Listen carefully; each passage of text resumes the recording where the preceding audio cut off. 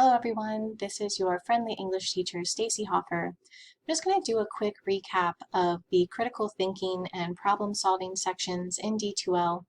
So let's talk about what is critical thinking. So critical thinking means that you're being skeptical, that you're examining everything. You're examining your assumptions, you're challenging your own reasoning, you're challenging others' evidence, you're analyzing your ego and uncovering biases, looking at different perspectives. And so these are a lot of the concepts that we're talking about, especially in this first week.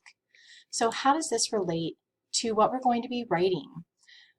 Well, writing is thinking in ink, and one of the things that you can do to improve your writing is improve how you approach problems, because good writing is good problem solving.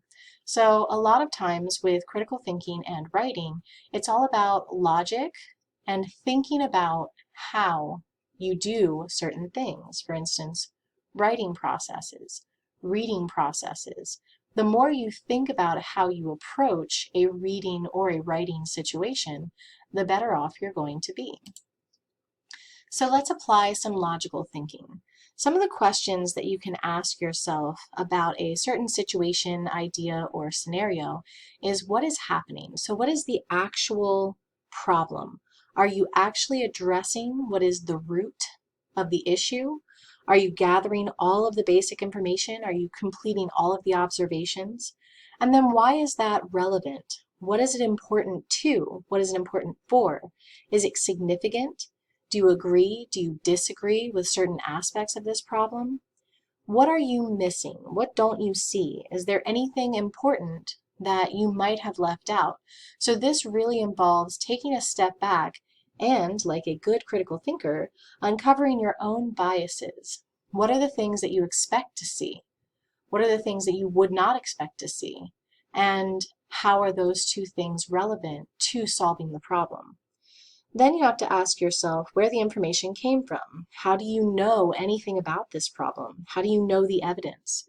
Who is speaking? Who is saying anything about this? What is the context surrounding this problem?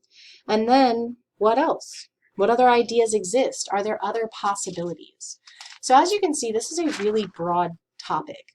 And I think the reason why it is so broad is because we all have different perspectives.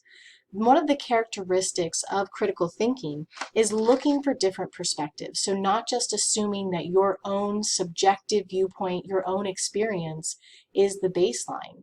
You have to think about what are the other angles? Are there other perspectives on this problem? Are there other ideas that relate to this? Are there larger contexts? And then as you're doing that, you want to identify what the key ideas are. Look for the assertions. What are speakers and writers saying about these various problems? Finally, you want to look for multiple solutions. There are as many answers to a question as there are people in the world. There are many different perspectives and therefore many different solutions, each with various value. So when we talk about critical thinking, what we're really talking about is your personal narrative, your personal approach, and how that applies to how you solve problems. And through analyzing this, we can find out how to solve problems even better.